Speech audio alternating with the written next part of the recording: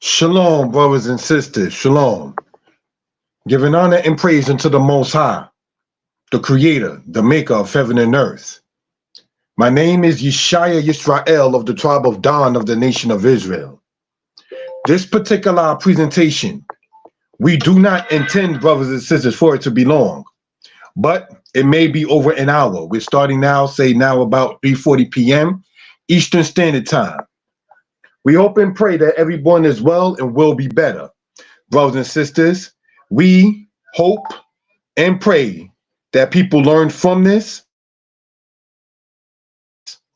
and are enlightened by this. I am open to constructive criticism, brothers and sisters. And as I learn this internet thing more and more, I'm going to have it to where it's on YouTube and on the matter of Facebook Live. The Facebook name is Yeshaya Author Danite. All right. So without any further ado, let me stop the camera, brothers and sisters, as is the custom, and we're going to start in prayer and move on from that particular matter. All right. If I can be heard well and people in good spirits, please type in the number 4. If I can be heard well and people are in good spirits, please type in the number 4. Thank you. Most High, God of our forefathers, God of Abraham, Isaac, and Jacob, we ask you to be with us, to guide, shield, and protect us from danger seen and unseen. We ask you, being the one who created the heavens and the earth, and none else. There is none beside you in the heaven above, on the earth beneath, that we can turn to. You are the one who was, the one who is, and the one who will be, forever and ever. Without you, there is naught. Without you, we are naught.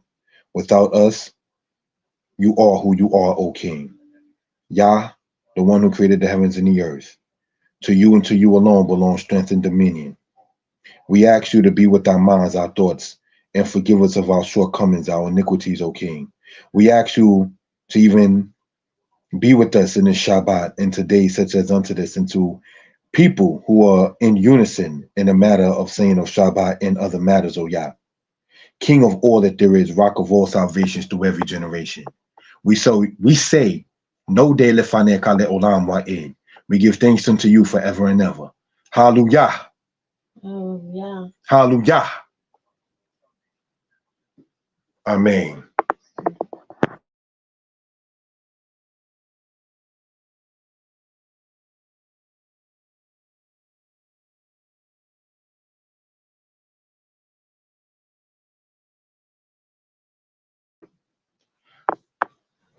Brothers and sisters, elders, we ask you all to participate with us in this.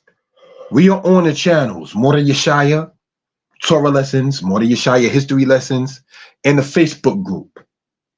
Oh, pardon me, the Facebook page, Yeshaya Author Danite. And what we care to bring out, brothers and sisters, what we want to bring out to the people is how the scriptures ties itself into history by being shown to be evidence that it is not a religious text, brothers and sisters, that it is not a plagiarized text, brothers and sisters. And many who go and may want to say something is plagiarized, in many cases do not name who the plagiarist is, which means that the claim cannot be upheld. Because in one breath, going against Israelites, they will say that the Israelites were just regular Canaanites who decided to break off from other Canaanites and so forth. If that be the case, then you are then saying that Israelites by default existed. But then that doesn't work in what your stance is in some cases, because the stance is that Israelites supposedly did not exist in history and supposedly wrote themselves into history. That's a claim made by some. So what we want to do on this channel and to channels such as unto this, we want to present information live to the people to show the truth is in what the truth is in this particular matter and in this particular case. We hope and pray, brothers and sisters, again, that everybody is well and will be better. We ask you to get your pens, your pads, and your paper and take notes. We ask you to comment, to like, and to share. We ask you, if you are interested in it, to take screenshots of the PowerPoints that we will be presenting, brothers and sisters. We will be presenting, say, a matter of 30 or so matters of slides and PowerPoint matters, if we will. All right? And we'll be going over several instances that we want to show for edification purposes. So, brothers and sisters, without any further ado, let me take down the brand that we see there that we're going to be talking about later on in this. All right. And we're going to, brothers and sisters, pull up, if we will, the PowerPoint matter. Going to start from the beginning in this. The matter was Passover, Exodus, David, and Daniel. Now, brothers and sisters, the matter say with Passover, right?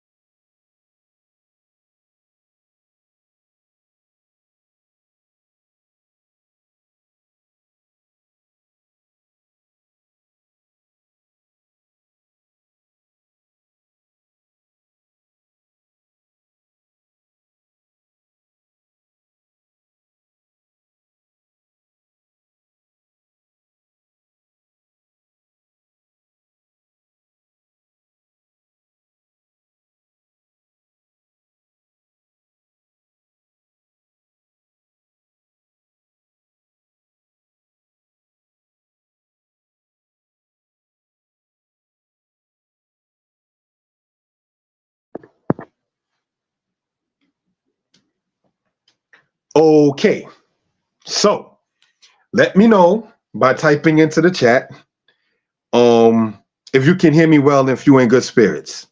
Thank you for that. All right. Plus, if you will, then the number 4. All right. As we pull this back up, brothers and sisters, and what it says in this particular matter. All right. Thank you for that, brothers and sisters. Shalom, my lady Sarai. Shalom, brother Yirmiyahu. And what we're going to get into, brothers and sisters, is a lot of history. We're going to be using the camera throughout this presentation for reference purposes. All right. So what I see on the screen is saying the matter with Passover, Exodus, David, and Daniel. All right. So let us get into this. Thank you for that. Giving honor and praise to the creator of heaven and earth, the most high power. Thank you for that. What you're looking at here, brothers and sisters, is a matter of a plane above the clouds. And a plane above the clouds shows, as it says in the book of Psalms, the heavens show the handiwork of the Most High. We do not, and I say this in respect, want problems with the one who created such. Anyone who's been on the plane knows about its magnitude, about what you see up there, brothers and sisters. And I remember being on a plane once, and the plane shook, brothers and sisters, due to what they refer to as turbulence, due to the wind that was blowing and so forth and so on. Brothers and sisters, we're talking about the one who sees all and is not seen. We're talking about the one who judges all and is not judged. The one who called Jacob a worm when you go into the book of Isaiah. You understand? That is whom we're speaking of. The Most High, the creator of the ends of the earth, is not to be compared unto a man, for a man cannot make this. You understand? So let us continue in this manner. Exodus chapter 1. Now these are the names of the children of Israel which came into Egypt. Every man and his household came with Jacob. Reuben, Simeon, Levi, and Judah. Issachar, Zebulun, and Benjamin. Dan and Naphtali, Gad, and Asher. And all the souls that came out of the loins of Jacob was 70 souls, for Joseph was in Egypt already. We can gather and ascertain, brothers and sisters, that it was not a good thing, a common thing for Israel to forget family. The reason why Joseph wasn't counted with those who came into Egypt with Jacob, simply as it states there, he was already in Egypt, which becomes important as we go along, brothers and sisters, in this presentation. So now, for those who do know, certain things carry, sidebar, energy and vibrations. Where I work at, there's a whole stack of pens. If somebody whom I know or don't know asks to use a pen, at that point you can keep it because you're going to need it later on if you're asking for me now. I don't want the pen back. I don't know how you treat your hygiene. I write PowerPoint notes with these pens, so you can keep it. I'm going to show on the camera, if we will, right? Just showing me on the camera here with this. I use my pens, and it means something of value to me. Just sidebar in that particular case. All right?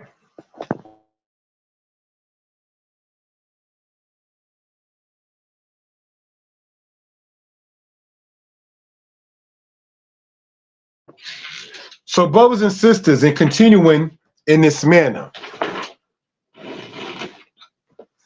if our ancestors, how this can connect, were not using pens in their day and time for what they was writing with, how will we have the notes that we have today? How will we be able to sit there and ascertain what was written in the cuneiform, what was written in the hieroglyphs, what was written on the papyrus of Egypt, or what was written on the parchment of the Hebrews, or what was written on the clay tablets of the Sumerians? If pens, regardless of what style of pen it was, which was a writing instrument used by different peoples, if records were not to be kept. It is easier in this day and time than it was, say, some time ago, to even become an author. So why not become one, brothers and sisters? Let's continue. And Joseph died, and all his brethren, and all that generation. Let us continue.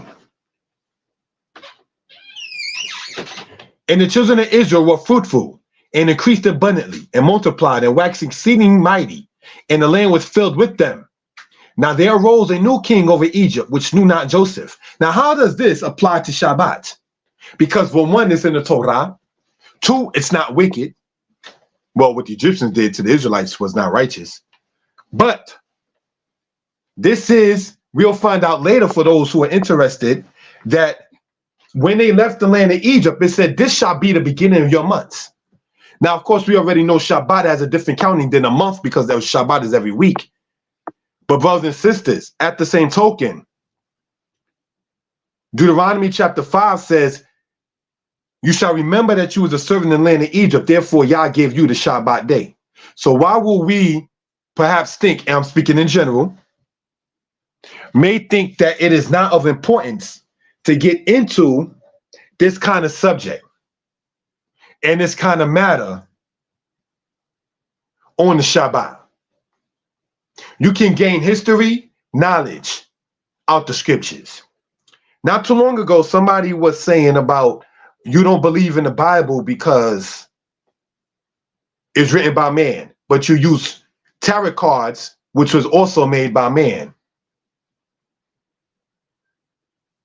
The difference between the Bible, and by that I mean explicitly the Old Testament, as it's called, and brothers and sisters, tarot cards, is the Old Testament, the Torah, tells you what to do when a woman is on her menses, as it's called. It tells you what to do when you as a man have a nocturnal emission. The Torah tells you how to deal with children. It tells children how to deal with parents. It tells us humility and understanding. When Moses was wroth or angry with Aaron for not eating the offering, Aaron said, how can I possibly eat this when my spirit is not right, knowing the death of my children? It said that Moses held this peace. So sometimes certain situations will let it be known that you have to respect somebody's what? Feelings. It tells you in Torah, you should not stand idly by the blood of thy neighbor. You understand? The only time in Israel, in the Torah, where, pardon the terminology, where spitting is an actual custom, is when it says the man doesn't want to raise seed in his brother's name, and it says his widow spits in his face and unlaces his shoe. That's one instance. And the other instance is regarding a disease. When it says that somebody spits on somebody who happens to have an STD, it can spread in that manner. When you deal with Von Doom, as shown in the Exorcist movie, spitting is part of that culture and that kind of belief. Whereas in Yisrael, in the Torah, that is a thing that you do for something that is a disgraced or a diseased matter, not something that is a good ritual in that case. In Torah, you will find that you're not supposed to return a servant that escaped from his slave master. You understand? But the Code of Hammurabi has it as a death penalty if you harbor runaway slaves. So Israel as a kingdom, as an empire, as a people, was what you would call in layman terms a slave runaway society there where they harbored runaway slaves. So much for the Bible being from the white man, because they had the Fugitive Slave Act of 1850. And if you harbored a runaway slave in North Carolina, it was a crime that was punishable by imprisonment.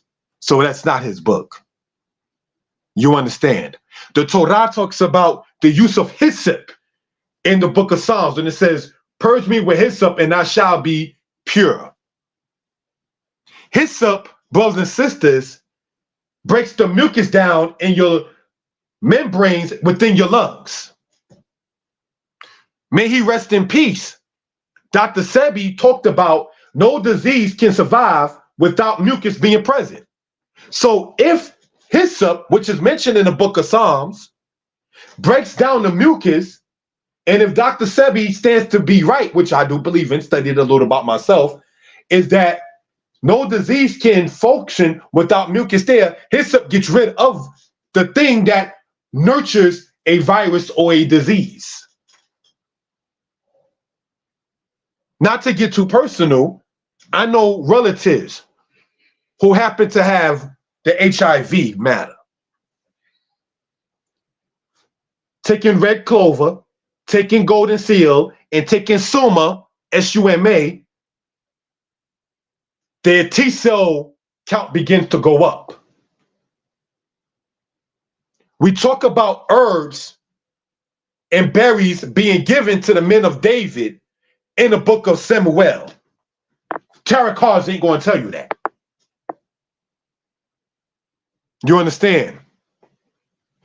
The Torah, the Bible, the Old Testament that primarily I'm speaking of, will tell you, brothers and sisters, that if you have a servant that says, I will not leave my wife and my children, that his wife and his children are supposed to remain there. You do not, in Israel, break up the family, brothers and sisters. as was done with our ancestors. So these are things, brothers and sisters, we care to bring out and talk about for reference purposes. The first countries mentioned in the Bible is Sumer, Ethiopia, Egypt, Canaan, Israel, Libya, Somalia under the name Put, India under the name Hodu in the book of Esther. The black places in the scriptures is mentioned over 2,000 times. The Old Testament, you don't read about anything concerning the Greeks say by name until you get to the book of Daniel and Zechariah, when the black empires of Persia, such as, was beginning to decline. So the Old Testament, as it is called, has over 1,000 years of history without mentioning white places, white countries. So how is it then, by the tarot card readers, a white man's book? Somebody did not look, and I say this in no disrespect, carefully while reading or wanting to read their cards, the truth of what they're trying to talk about. You understand? Look at the people who delved into conjuring up the dead. And in the Torah, it says, you should not seek them out, that you be defiled by them. There's no glory that came out of that, brothers and sisters. We call on the ancestors. No. What we do is this, brothers and sisters, if I may show. We get our pens that you see right here, right? We get our pad of paper, as you see here, with notes, and we record the writings of our ancestors. That's what we do. We don't sit there and pour libations and go and say, calling on Harriet Tubman. We're not doing that. We take her biography and we teach it to our daughters. We take her biography and we read it to our ancestors. And by ancestors, let me not say that. We read it to our elders. Let me correct myself. So this is why we need to respect our ancestors. Yes, you don't disrespect whether they're among us or not, but you definitely must respect your elders while they're here. You understand? So these are things we care to bring out. Let's go in. Now there arose a new king over Egypt, which knew not Joseph. And he said to his people, behold, the people of the children of Israel are more and mightier than we. Come on, let us deal wisely with them, lest they multiply and they come to pass. That when they fall and fight any war, they join also unto our enemies and fight against us, and so get them up out of the land. Therefore they did set over them taskmasters to afflict them with their burdens. And they built for Pharaoh treasure cities, Pithom and Ramses. Now, I'm going to, brothers and sisters, cite a secular book and show what I'm talking about, if we will, right? The name of this book here is called The Egyptian Kingdoms, written by Rosalie David, A. Rosalie David. And in the index under slave, in the glossary under slave, this is what we read, brothers and sisters. And it says the following, if we will. Thank you for that.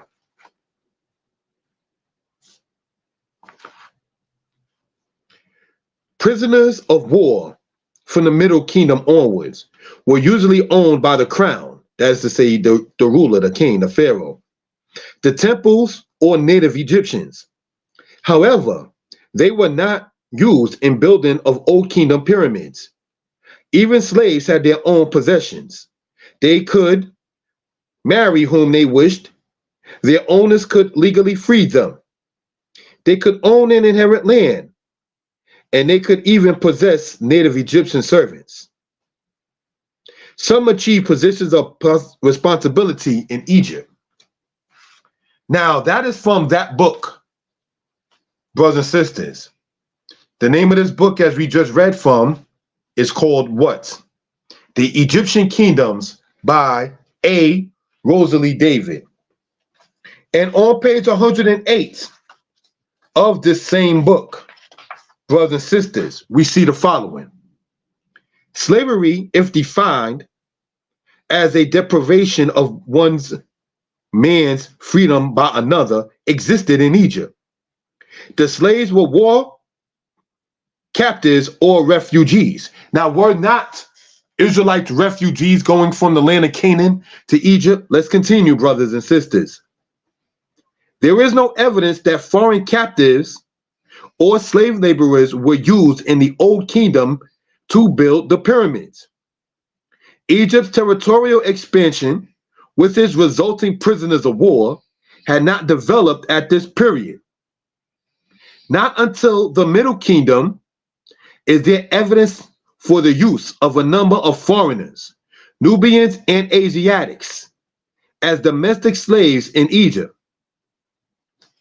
So, brothers and sisters, this is coming from this particular book, if we will, called what? The Egyptian Kingdoms. And in it, we just read, if we will, I'm going to show the book, pardon, the cover. All right, there is no cover on it itself, and the binding of it's a little old. So what I'm going to do is show the name of it by opening up the book itself in this particular case. Written by Rosalie David. Now let's look at this, brothers and sisters, right? We just got into the fact that the scriptures is talking about the Israelites being oppressed in Egypt.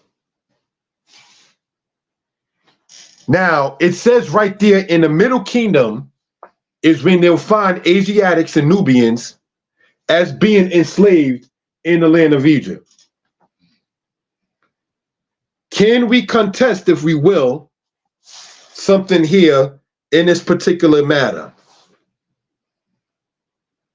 And I like to show this as reference, right? This is from the tomb of Raqmere. Obviously showing something that happened in his day and time or something that happened later on. Brothers and sisters, I like to pay close attention, if we will, right? Of the two pins, putting one down, to what we see right here. What is this gentleman doing sitting down when everybody else is working? And what, brothers and sisters, can we say concerning that kind of matter? That's talking about them, brothers and sisters, making bricks. Exodus chapter 5 in your own time shows it to where the people were made to have to deal in the making of bricks. So, brothers and sisters, this is not something that we're just talking about because we have nothing else to sit there and deal with and talk about. All right? And that is something we care to point out for reference purposes. It says in reading the book of Exodus, therefore they did set over them taskmasters to afflict them with their burdens. And they built for Pharaoh treasure cities, Pithom and Ramses. Now, brothers and sisters, I like to sit there and read from another, if I may, as the term goes, secular source, right? And this book right here is called Atlas of Ancient Egypt by Baines and Malek. All right? And I'm going to show the inside because there's no cover showing its title. In this particular case, if we will, right? Atlas of Ancient Egypt. And brothers and sisters, on page 40 of this book, we're going to sit there and see what we can read for reference purposes. During the reigns of Amenemhat I and Senroswet I, there was much building in Egypt, and a great series of forts in Lower Nubia had begun. At the same time, a number of important works of literature were written, and the material and intellectual achievements of the dynasty made it classical in later Egyptian and modern eyes. An instance of this is the relief carving of the chapel of Senusret I at Karnak, which is in going toward more southern Egypt than where me and my lady was, for instance, which serves as a model for early 18th dynasty artists. Why does that in part become important? Because if the Israelites was in Egypt during the Middle Kingdom being enslaved, the pharaohs were able to be prosperous. When it says in you and your seed shall all the nations of the earth be blessed, that goes whether it's in favor of the Israelites or not. Let's continue. The 12th dynasty king with the most lasting reputation was Senusret III. He is noted especially for his Nubian campaigns, in which the frontier was moved south to Simna at the southern end of the Second Cataract. It goes on to say, brothers and sisters, the main purpose of this military activity may have been to counter the increasing influence of the Khmer rulers to the south. During his reign, meaning during the reign of Senusret III of Egypt, 12th dynasty, there was also a campaign to Palestine, which we know is a terminology used for the land of Canaan of ancient times and later on became known as the land of Israel, which was apparently not intended to conquer the area, but which at the beginning of the period of considerable Egyptian influence there. The region was then semi-nomadic and did not become settled until the end of the 12th dynasty. That becomes important. Senusret III worked with a sizable,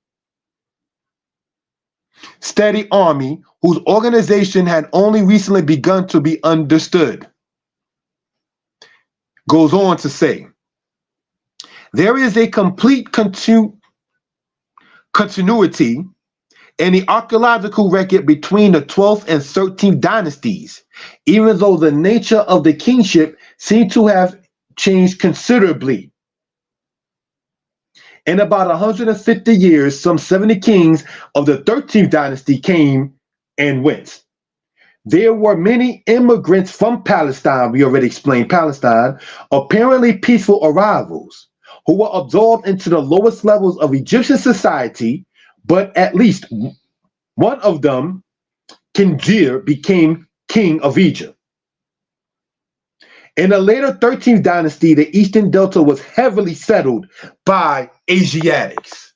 So now, taking this book here, and we already expounded upon from it, talking about the matters of the 13th dynasty, and prior to that, the 12th dynasty, being in the Middle Kingdom of Egypt, where it was heavily populated by Asiatics. So if we cross-reference that and reread what we read already, right? Page 108 inside the book by A. Rosalie David, we see the following again. This is something we care to bring out for reference purposes. Not until the Middle Kingdom is there evidence for the use of a number of foreigners, Nubians, and Asiatics. Now remember, we just read in what is referred to as a secular book that the king Senusret I made a campaign, that's to say a war, against the Nubians. When you go to war and you win, you get slaves out of that. It goes on to say, as domestic servants in Egypt, Nubians and Asiatics. So you had the Nubians / Cushites / Ethiopians that was being enslaved along with the children of Israel. When you get in the scriptures and understand when it says that the children of Israel left with a mixed multitude, What is that mixed multitude that the children of Israel left with? See, these are things that we care to bring out for reference purposes. All right? Let's continue, brothers and sisters. Thank you for that. Now let's look at this map right here, right? We're going to show with the pen, if we will, Avaris, right? And I want to show it with a different color as well, all right? Avaris, that is the land where the Israelites were in Egypt, where they settled at. The Bible refers to it as the land of Goshen, brothers and sisters. Egyptians referred to it at one time as the land of Hut-Waret. All right? I'm going to type that inside of here so you can sit there and see it for your own self. Hut-Waret. All right?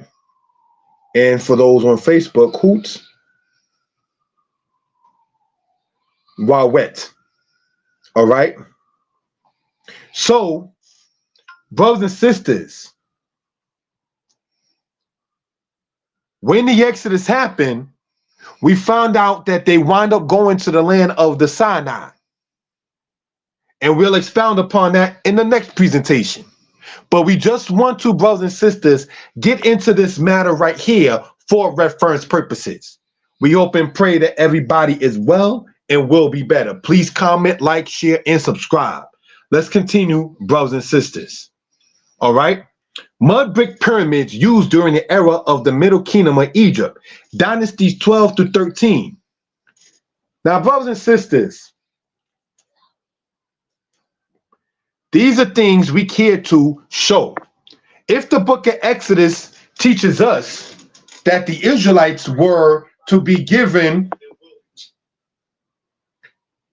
straw at one point, but they were denied the giving of straw, but they're still supposed to make what? A tally of bricks. This is a mud brick pyramid.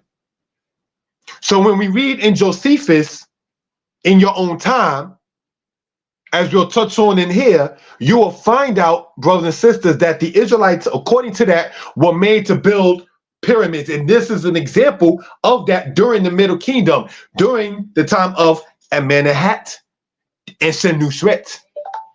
You understand? Let's continue, brothers and sisters, in this particular matter. All right? Now let's look and see chronological time frame in this matter. Amenemhat the first, of whom we read of, he built what is called the walls of the ruler to keep the Amo Asiatic from entering Egypt. We want to, brothers and sisters, take this time, if we will, right? And I'm going to just check this off because this becomes very important later. Remember this line right here because we all are going to come back to this slide. Let's continue. All right. Senusret the first, he did an expeditional raid against the Cushites, the Nubians, and thereby getting gold. Let's continue, brothers and sisters. Amenemhat the second, a time in which there were Asiatic captives in Thebes. Now, Thebes is going more south in the land of Egypt, or what they refer to as Upper Egypt, right? Senusret II, a waterway built in the Fayum for irrigation. He built a mud brick pyramid. We showed that earlier. Let's continue. Senusret III was known for slaying Asiatics, and like others too, had a mud brick pyramid. So, brothers and sisters, these Asiatics, according to Sir Alan Gardiner in his book, Egypt of the Pharaohs, were hand-me-down slaves, if you want to use the term, because a man who died gave 4 Asiatics Amu slaves to his wife. They refer to that as the Kemnu Amu. That's to say the slaves of the people of Asia. That's to say the Asiatic slaves. Now, when we say Asiatic, we're not talking East Asia, Vietnam or so, no disrespect intended. We're talking about the Levant area. We're talking about the area of Babylon, area. We're talking about the area of northern Saudi Arabia. All right, let's continue, brothers and sisters. Amenemhat III built like others mud brick pyramids and had Amu Asiatic slaves. Now, Amenemhat III pyramid was the pyramid that, for whatever it's worth, Beyonce was not allowed to go into.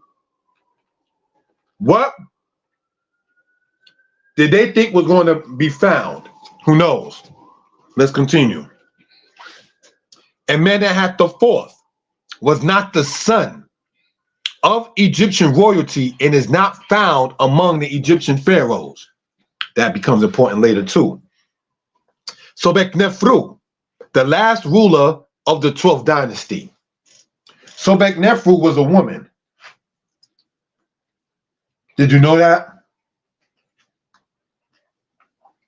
You know, it's common practice for the daughters of Egypt to go and bathe at the Nile.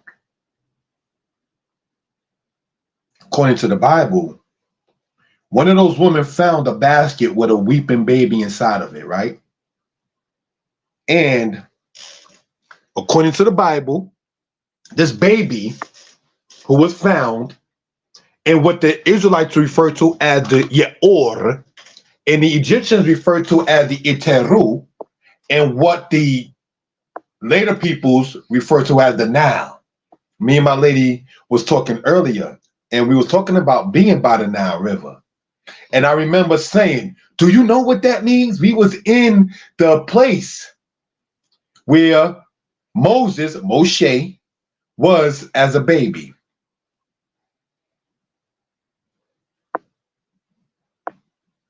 That becomes important. What happened to Amenemhat III's son, biologically, that he did not rule, and that the next pharaoh after him is not found among the pharaohs,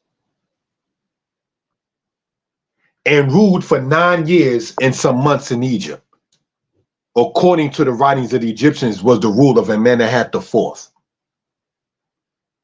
What happened? That he fled from the records. While everyone, even some who try to come against Israelites, say the Egyptians were careful writers. So why did you not write about the later life of Amenemhat IV? And why is he not found among the pharaohs of ancient Egypt, brothers and sisters? The Bible says that this baby that was found in a basket grew to become a man known in Egypt, and his name became great in Egypt, according to Exodus chapter 11. According to Deuteronomy 11, the world knows about the history of the Israelites. So I am comfortable on the Shabbat to bring this out. When the Torah says the world knows this, we want to bring this suppressed truth out to the people, brothers and sisters. Let's continue and see where we're going. Deuteronomy 13, pardon me, Dynasty 13. Sorry about that. Like, subscribe, and comment and share. So Bekhotep III, he was the pharaoh who received the list of Hebrew sales from Seneb-TC. Neferhotep I, his tomb was not found among the Egyptians to date. His son's name was Ha'ankef. He died before his father. Sihathor, he was the brother of Neferhotep. So now, what happened, brothers and sisters, in Dynasty 13? Because we already saw through external sources what the slave was in Egypt and who the slaves were in Egypt during the Middle Kingdom. And we already gone over the rulers of Dynasty 12 and some now here of Dynasty 13. What am I leading to? For those who know or don't know, is that that baby in the basket did become, as Josephus talks about, a ruler in the land of Egypt. You understand? This ruler in the land of Egypt flees from Egyptian records after a while.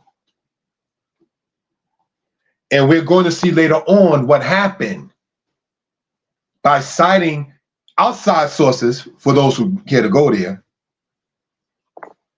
about what happened in part to these Nubians and these Asiatics who were oppressed by the Egyptians. Let's go on.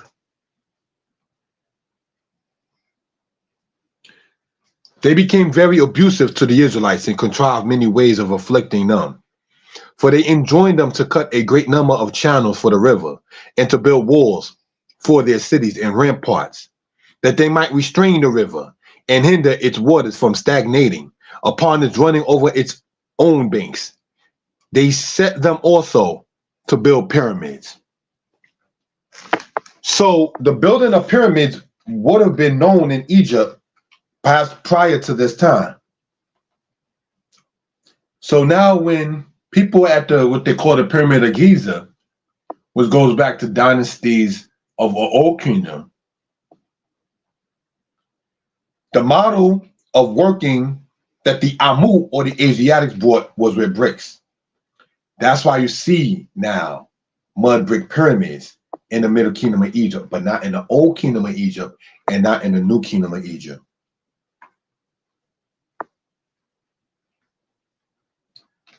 Check the references, if you will, brothers and sisters. Let's continue. Shifra and Asher. The top part of the rectangle says Shifra, and the bottom part of the rectangle says Asher. This is called hieratic writing, used in literature of the Egyptians. Now that's part of the Brooklyn Museum Papyrus 35.1446. You can take the train, correct me if I'm wrong, the 2 to 3 train to Brooklyn Museum on Eastern Parkway and go and see that in New York City. What are we pointing out there, brothers and sisters?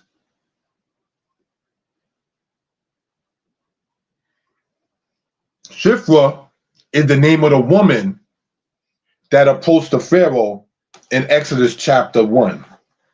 Asher is one of the tribes of Israel. So what, again, are we getting into? And if this dated to the Middle Kingdom of Egypt, we already read that literature began to become more profound or much more expounded or much more in great number during the Middle Kingdom of Egypt. We want to focus on that for the moment, brothers and sisters. Sometimes, and I've taught it, that Thutmose was the Pharaoh of the Exodus. I now come from a school of understanding that says Neferhotep was such.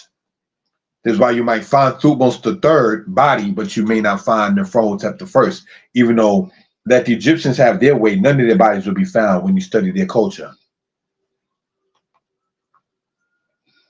So let us continue, brothers and sisters. It goes on to say, and I shall say unto Pharaoh, thus saith Yah, Beni Bekori Yisrael, Israel is my son, my firstborn. And I have said unto thee, let my son go, that he may serve me. And if thou refuse to let him go, behold, I will slay thy son, thy firstborn. Exodus chapter 7 now says this. And Yah said unto Moshe, see, I have set thee in God's stead to Pharaoh, and Aaron thy brother shall be thy prophet. Thou shalt speak all that I command thee, and Aaron thy brother shall speak unto Pharaoh, that he will let the children of Israel go out of his land. And I will harden Pharaoh's heart, and multiply my signs and my wonders in the land of Egypt. But Pharaoh will not hearken unto you, and I will lay my hand upon Egypt, and bring forth my host, my people, the children of Israel, out of the land of Egypt by great judgments. Great judgments is how freedom was attained. It was not sitting down at the litigation table, brothers and sisters.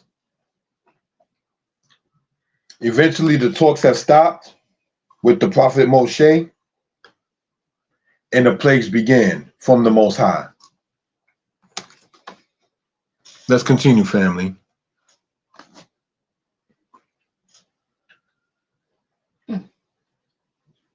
And the Egyptians shall know that I am Yah, when I stretch forth my hand upon Egypt and bring out the children of Israel from among them. Let's continue. Dated to the era of the Middle Kingdom of Egypt, the Apura Papyrus. This is a hieratic writing of the ancient Egyptians, dated to the era of the 13th dynasty of Egypt. We already read earlier, right, in this book called Atlas of Ancient Egypt by Baines and Malek earlier, right, about the what? Middle Kingdom in the 13th dynasty. The Asiatics that were there. And then we read also, brothers and sisters, inside the book, The Egyptian Kingdoms, that during the Middle Kingdom, which inclusive of Dynasty 13, is when they had Asiatic slaves. Do you see how all of this connects into what we read in the scriptures? And this is why we want to point this out. The Torah, called the Old Testament by the Christians.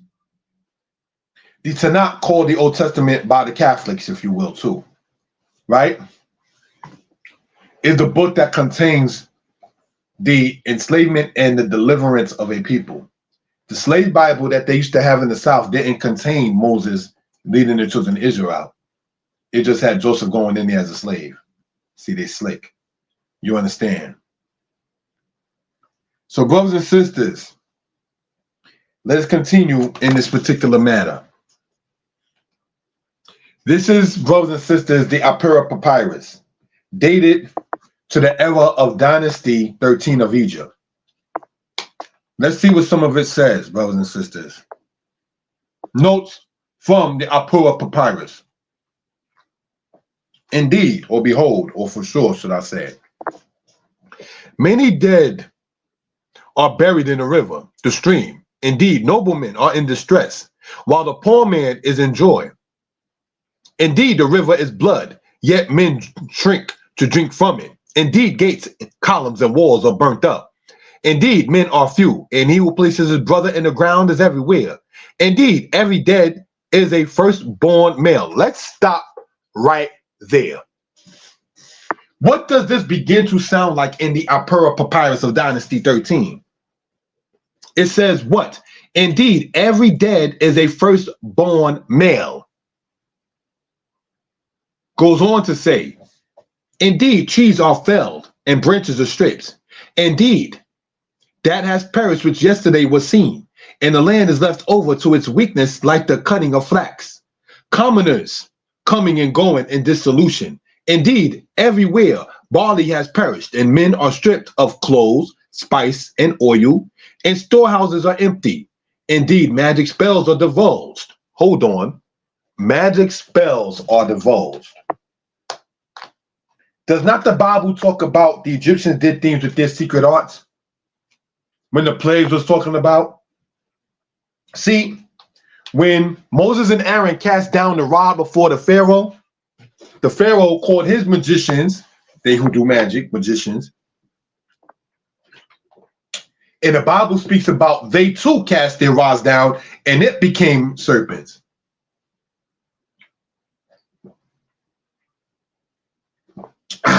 That was not uncommon in Egypt. And as we just read here, brothers and sisters, sorry about that. It says what? Indeed, magic spells are divulged. Indeed, scribes are killed and their writings taken away.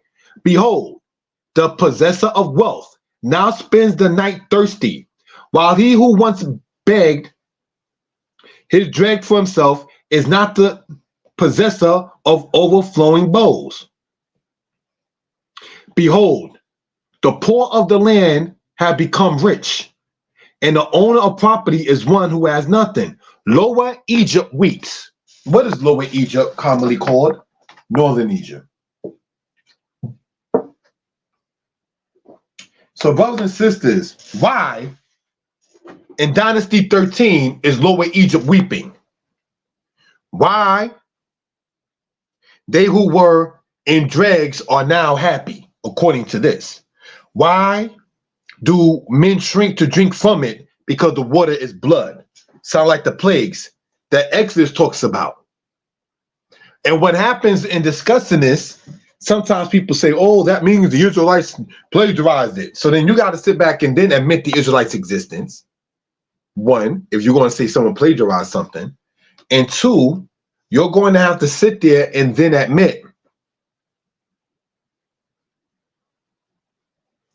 that if it was supposedly plagiarized, which it was not, because the Bible and its records was already in circulation when the world did not know about these papyri until the matter of the 17 and 18 and 1900s. So when did this supposed plagiarism happen to make the book of Exodus that some people want to sit there and state? See, it doesn't exist in that case. You understand? Lower Egypt weeps, as it says that there was not one where there was not one dead, and there was great cries in the land of Egypt. Let's continue, brothers and sisters. Indeed, men slaves, their hearts are sad, and magistrates do not fraternize with the people when they shout. Indeed, hearts are violent. Pestilence is throughout the land. Blood is everywhere. Death is not lacking. And the mummy claw speaks before one comes near it. In other words, death is touching them. Indeed, many dead are buried in the river. The stream is a sepulchre, and the place of embalming has become a stream. Indeed, noble men are in distress, while the poor is full of joy. Who's the poor full of joy? If all of these things was happening according to Apera Papyrus in Egypt, why would there be anybody happy? And who would be happy to see the former rulers of the land fall down in grace? But the slaves. Do you know black people were happy in the South because white people was upset over Lincoln saying that slavery should be eventually abolished? The slave master's upset makes the slaves happy because there's something that's happening in that case. So these are things, brothers and sisters, we care to bring out for edification purposes. Let's continue. Thank you. Note from the Apera Papyrus continued. The Apera Papyrus continues to say, indeed, the river is blood, yet men drink of it. Men shrink from human beings and thirst for water. Let's look at this for a second. The scribe Apera distinctly says, the river is blood. I meant to put is, sorry. What river would the Egyptian speak of? The Nile. Did the Nile turn to blood? The Bible in Exodus chapter 7, verse 15 and 25 speaks of the river being turned to blood. And how the Egyptians dug around to get water. Apera, quoting him again, said, the river is blood, yet men drink of it. Exodus chapter 7:21 and says in part, the Egyptians cannot drink of the waters of the river. The fact that Apera is saying that yet men drink of it, and the Bible is saying the Egyptians cannot drink of the water of the river, shows that they try to drink but could not drink it. So brothers and sisters, the Magifot or the plagues that fell upon the Egyptians, can they be cited from the Egyptian scribe Apera himself? And though in reading the Apera Papyrus, not all the 10 plagues are mentioned in there, such as the frogs, correct me if I'm wrong. But one of the things that Apera did state that we read earlier, right, is that scribes are killed and their writings are taken away in Egypt. So now when people tell us, oh, the Egyptians were careful writers. Were they so careful writers of the events in their day and time that they had their stuff taken away and were killed? Scribes are killed and their writings are taken away, said Apera Papyrus. Why are you killing your scribes? Let's go on. The Bible in Exodus chapter 12, verse 35 to 36 says, and the children of Israel did according to the word of Moses.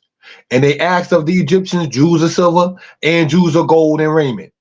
The Bible and Apera agree, and that the women got silver and gold and raiment.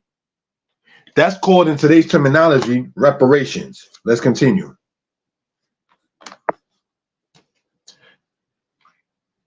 The fact that Apura stated the noble women, their bodies are in sad plight by reason of their rags, plus Apura said that their hearts shrink for greeting one another, the fact bears to mind that the Apura papyrus is saying that the people are sad, while, as stated, the slave is of joy.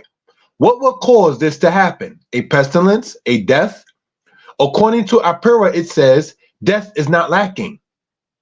Apura in his papyrus stated, death is not lacking.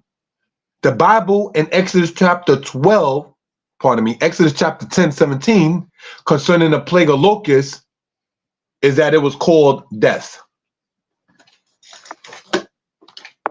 So when we read perhaps then in Apura papyrus that death is not lacking, and we see in the Bible that locust was called that death,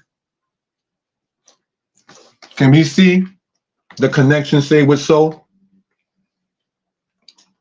Now let's look at this here. Any questions or comments, please feel free to type it into the chat. Let's look at this here, brothers and sisters. Eyewitness Account of Ancient Egypt is the name of that book. Who are the people you see there? The guy standing in the pink thing, and the other people sitting are all what you call people of color. Some of them were slaves, some of them were not. As Rudolph Winslow pointed out in his book, From Babylon to Timbuktu, the Israelite enslavement in Egypt was one black nation enslaving another. Let's continue.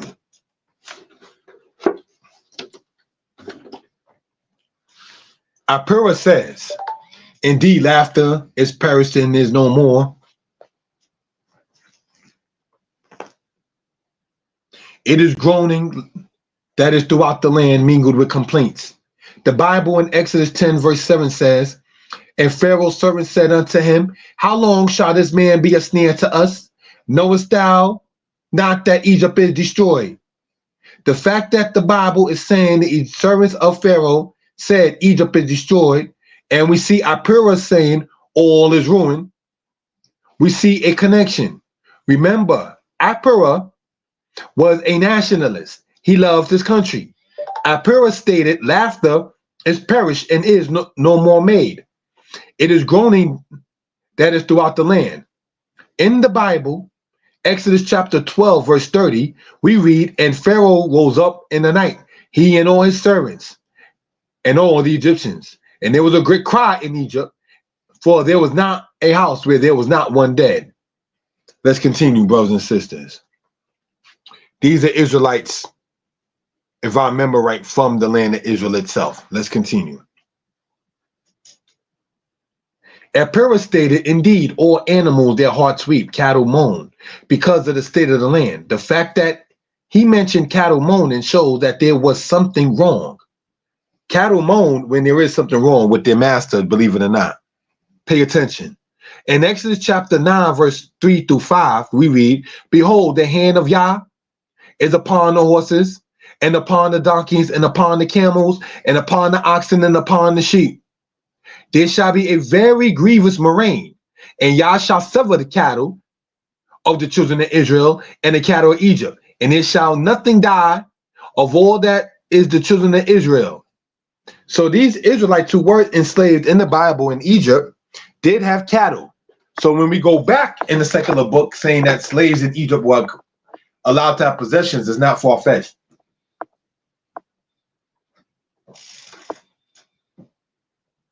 Let's continue.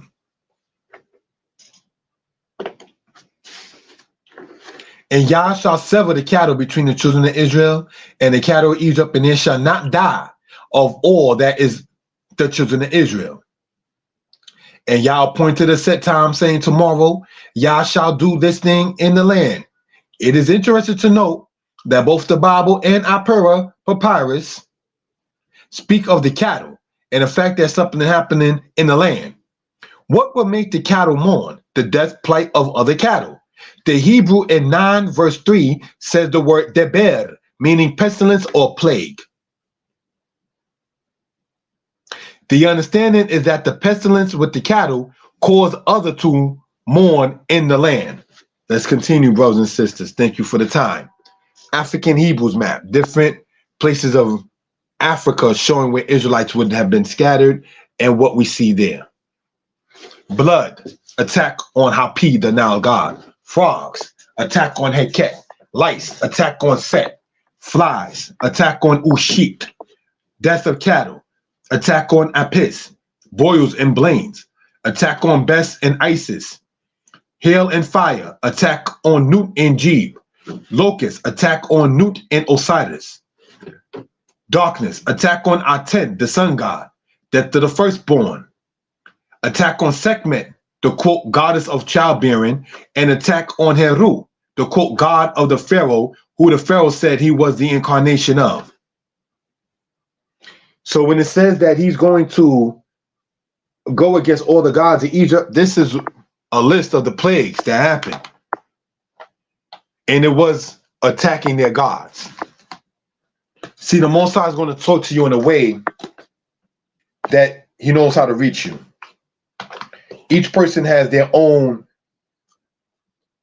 for the lack of a better term, lifeline, lifelock connection and communication with the Most High. And when Yah is ready to let you know something, he's going to let you know in a way that he knows that you will be able to hear it, that it will stand out to you. These plagues stood out to the Egyptians because this is not just any regular thing. Brothers and sisters, let's continue. Thank you for the time. Now, could this be in Egypt remains of what happened with the plague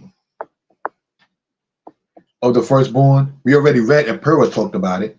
We already know and have read the scriptures talking about it. Far-fetched, because that was found in northern Egypt and lower Egypt. Let's continue, brothers and sisters. Torah mentions this. Indeed, scribes are killed and their writings are taken away. Woe is me because of the misery of this time. This shows that Assyria, being a nationalist, could care less about the fact that anyone is dying beside the Egyptians or the livestock of the Egyptians. When we read scribes are killed and their writings are taken away, we have to now think who is killing the scribes and why are their writings taken away. The people of Egypt were, as noted by scholars, secret to themselves. Any questions or comments? Please feel free to type it into the chat. The wind blowing, the sea dividing into parts. They pass over. The Hebrews flee through the sea. The sea is turned into dry land. Let's stop right there for a moment. The sea is turned into dry land. We're going to talk about that a little later with the time allotted, right? You got to go into the New Testament in order to talk about the Euphrates drying. But this right here shows that the sea was dry from the time of Moses. This is talking about the Reed Sea, brothers and sisters. So that's not unusual throughout timing and societies. And that's in the said Old Testament. Let's continue. Goes on to say, the waters permitted and dismissed to flow, burst rushing unawares upon the astonished men, congregated from quarters, banded together to slay treacherously, being lifted up with pride. Their leader divided for sunder the sea, its waves warring. The people enter and pass through the midst of the waters. Moses caused the people to haste like a fleet wing sea ostrich crying aloud. The cloud shining bright, a mighty army propelled into the sea is gathering into one. They go jumping and skipping through, journeying through the open channel, taking flight from the face of the enemy. So who's the enemy? If it says that they were fleeing from the enemy, and this is what the Hebrews doing it. Let's continue, brothers and sisters. The surge of the sea is divided. The people flee. The tribes descend into the deep. The people enter the waters. The people enter and penetrate through the midst. The people are filled with stupor and perturbation. Yahweh is the keeper of the companion. Their enemies weep for the dead. The virgins are wailing. The sea flowing down overwhelmed them. The waters were let loose to flow again. The people depart fugitive. A mighty army is submerged in the deep sea. The only way of escape for the congregated people. This is found in the Serabit El Kadim, which is part, brothers and sisters, of the Sinaitic writing that is in the Sinai Peninsula in translation. Certain key things point out the Hebrews, Moses, Yahweh, the keeper of the companion. Why did I say earlier, remember a particular slide, which we're going to go back to now? I put a check mark on it if you remember, right? And here, brothers and sisters, is the reason why. Amenemhat the first, he built what is called an Eboheka, the walls of the ruler or the walls of the prince, to keep the Amu or the Asiatic from entering Egypt. So if Amenemhat the first was the successor of Mentuhotep and partly the co-regent of Mentuhotep the fourth of Dynasty 11, that means the Amu or the Asiatics had to been in Egypt already prior to Dynasty 12 for the first ruler of Dynasty 12 to build something to keep them out. In order for the Pharaoh of Dynasty 12 to build what is referred to as the walls of the prince or the walls of the ruler to keep the Amu out, shows that the Amu or the Asiatics had to have been in Egypt in part already, as we've been reading inside of secular sources earlier.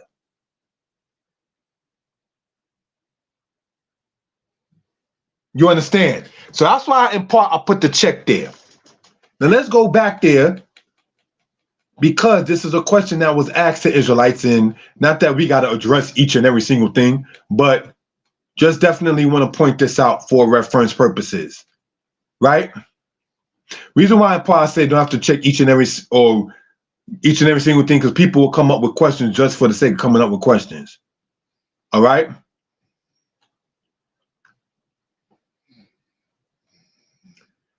It says at the end of this here, the waters were let loose to flow again. The people depart fugitive. A mighty army is submerged in the deep sea. The only way of escape for the congregated people. So it's been asked, well, if the Israelites just walked into Egypt, why couldn't they just walk on out? Because they were building forts. That's why we read this here. It said the only way of escape for the congregated people, the Hebrews, was through, brothers and sisters, the sea that was dried up. Let's continue, brothers and sisters. Passover papyrus. Let's get in this, brothers and sisters. To my brother Yedaniah and his colleagues, the Jewish garrison, your brother Hananiah, authorize a festival of unleavened bread for the Jewish garrison. So do count 14 days from the month of Nisan, which is the Babylonian way for the Hebrew Abib, and observe Passover. Brothers and sisters, gotta turn the camera on for this one. What are people talking about?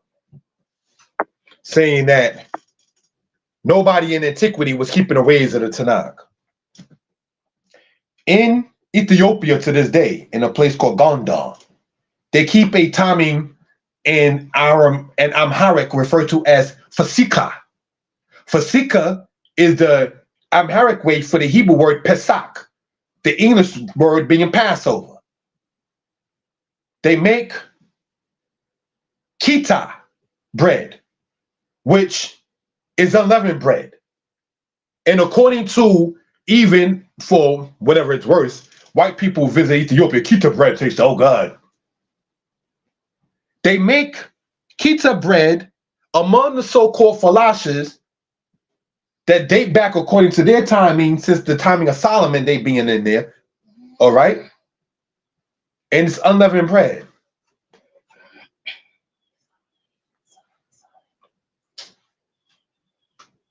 So if the Passover papyrus we see there is dated to the timing of the 5th century BCE, before the Common Era, How can we think a ceremony we see spoken of in Leviticus that the Old Testament came from who? The white man. Absolutely not. You know how you know not to be racial? That the Torah did not come from man, and that the laws in the Torah did not come from the white man. Is two things. This man doesn't know in general the woman's anatomy to say if she has a flow of blood in Leviticus 11 and it goes outside of the time. Outside of what time? Women know about that, what it is already. Once they go through puberty, their mothers teach them, their aunts teach them, their grandmothers teach them. Men don't know about that. Oh, she starts to bleed, I think, on Tuesday for 2 or 3 days. But then sometimes the following Wednesday, it starts again. Men don't know that in most cases. Furthermore, as nasty as man is, there will not be a prohibition of being carnal with your spouse during that time as is in the Torah. As unhealthy as man is, there will not be laws in Leviticus talking about eat this, don't eat this. You can eat this, don't eat that. We see men in restaurants, I want medium rare. Let the blood just like that. So, no, Torah does not come from plagiarism of other cultures. Torah does not come from other nations, brothers and sisters. Nor does Torah come from Israel. It comes from the Most High through the prophet Moses to Israel for Israel to teach the world. Passover diet is the healthiest diet on earth. You're getting your protein from the lamb. And I'm not a doctor, don't get me wrong. The bitter herbs definitely cleans out your nasal. And the unleavened bread is not the leavened bread that sits in your colon month after month. So it works on your weight. It works on your diet while you're gaining protein. That is the healthiest diet on the earth. Torah speaks about circumcising on the 8th day. Brothers and sisters. See how all of this can tie into the Tanakh? Why are you going over this on Shabbat? Let's do this, brothers and sisters. 8th day of a male's life is when vitamin K is the highest in that male's whole life. The 8th day. What do we know in Israel about the 8th day? That's the day of the circumcision. Vitamin K produces blood clotting. Don't tell me that we are not under the jurisdiction of the supreme intelligence of the universe, the Most High. Circumcise the baby when in his life, he's going to have, throughout all the days of his life, vitamin K will be the highest at that point.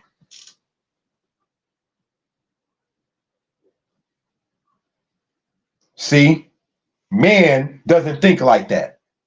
So when we read in Isaiah that the ways and the thoughts of the Most High is like the heavens is higher than the earth compared to man's thoughts and ways, we can see what that is about.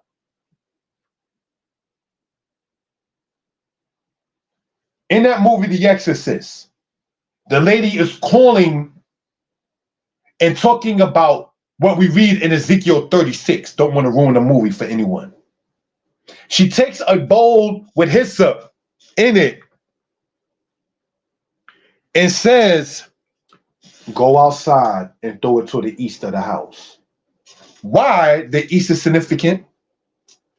And while everybody else there is calling upon JC and whoever else, putting a cross on both of the little girl's head, whatever was in the movie, that demon, whatever, went into that person, turned that person's neck around and slew him.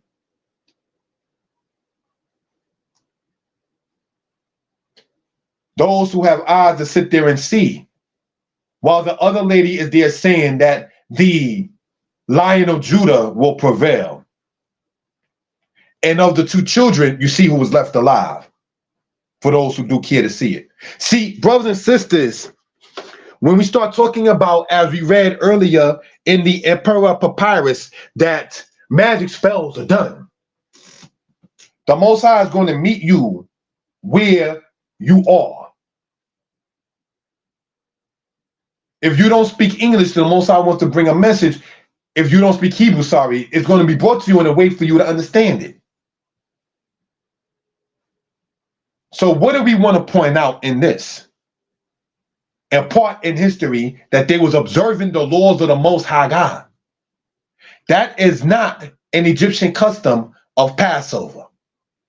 That is a Hebrew custom. How there is a record of people keeping a Hebrew custom before the King James Version, before the Septuagint? Because the people were already part of the diaspora. This is dated to 419 BCE. I want to read something from a secular source, if we will. Right? This is a book here I have called Understanding the Old Testament by Bernhard Anderson. Spoke of this book before. And on page 385 of this book, brothers and sisters, pardon me, 358, I stand corrected. Of this book, we read the following. Egypt came to be one of the major centers of the Jewish dispersion. And it says Jew, Yahudi, literally means a descendant of the Judeans who formerly occupied Judah. So this is the book, brothers and sisters, I just read from. Understanding the Old Testament by Bernhard Anderson. So he was talking about a timing when Babylon was in rule. And he stated that Egypt became one of the major centers of the Judeans' dispersion. So when we see the Passover papyrus, after that time frame, that's how we know the timing connects. That's why on this platform, we go over these kind of matters. This is history of the Israelites being brought up that some care about, some don't care about. Some are into, some think whatever it is, what it is. All right? And these are things we want to point out. Somebody said in the comment, rise in greatness. We can't see you. It's set that way, my brother. Thank you. It's set with the camera to not see me, so the PowerPoint can be seen. It is a custom on my platform, and it's not to sound arrogant by saying my platform, that I'm not seen. I appreciate that if you subscribe to the channel.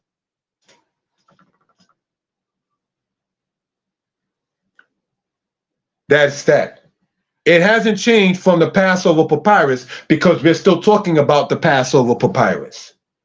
This is dated, brothers and sisters, to the 5th century BCE, which means that it was before the timing of Alexander, which means that it was before the timing of Philadelphia's Ptolemy II.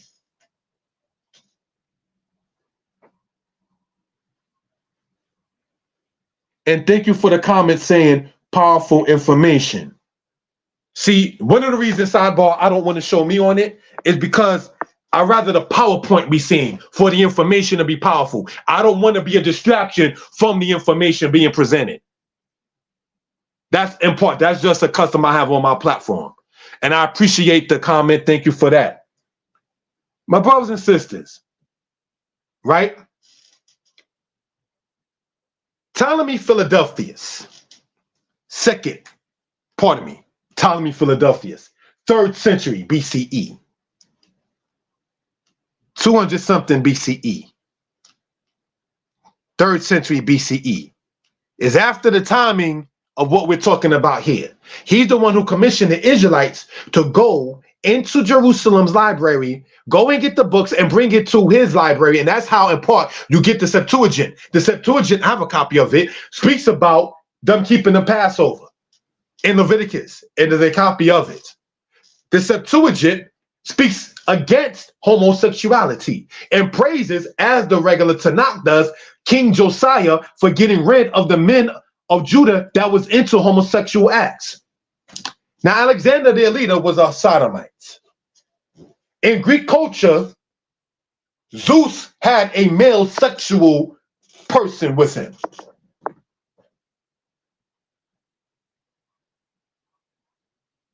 So the culture of the Israelites and its condemnation of homosexuality is not in agreement with the culture of the Greeks. So though Ptolemy Philadelphus, a Greek of the Ptolemaic line, was interested in the writings of the Israelites, we know that those writings of the Israelites is not from the Greek culture. You understand?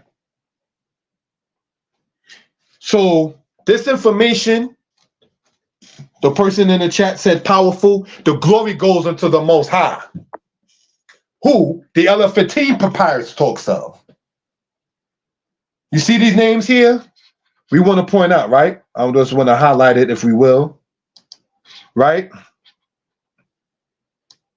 Yedoniah, Yah will judge. Hananiah, Kananiah, God is gracious. Now, Nisan is the Babylonian way of the Hebrew Abib. Any questions or comments, please feel free to put it into the chat. Thank you all for that, brothers and sisters. All right, let's continue. I fear for my country when I reflect God is just. Because remember, we in slavery were not allowed to read. There's a reason for that. For I, Yah, love justice. I hate robbery with iniquity. And I will give them their recompense in truth. And I will make an everlasting covenant with them. Isaiah 61. For behold, Yah will come in fire, and his chariots shall be like the whirlwind, to render his anger with fury, and his rebuke with flames of fire. So, when we are asked as Old Testament Israelites, when you start talking about prophecies and a lake of fire and things of that kind of nature, this in the said Old Testament talks about that already. And this is in the book of Isaiah. Let's continue, brothers and sisters. For by fire will Yah contend, and by his sword will he, and by his sword with all flesh, and the slain of Yah shall be many. Let's continue, brothers and sisters. For I, Yah, change not, and ye sons of Jacob are not consumed, so that there is no thing such as the tribe of day and not existing. All right, we want to point that out. Let's continue. Malachi chapter 3. There shall be a visitation from Yah of hosts, with thunder, and with earthquake, and great noise, with whirlwind, and with tempest, and with the flame of a devouring fire. So, in the New Testament, when they say that the quote second coming of Jesus, these are the things say to look for in Matthew 24, we already see that already mentioned in the prophet Isaiah. That the Most High will visit with earthquake, whirlwind, tempest, fire, and great noise. So what was done was a change of the Lord's.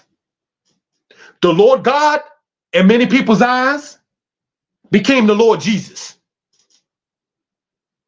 So when you read L-O-R-D in many cases in the said Old Testament, some people think that it is talking about JC, or commonly referred to as, quote, Jesus Christ.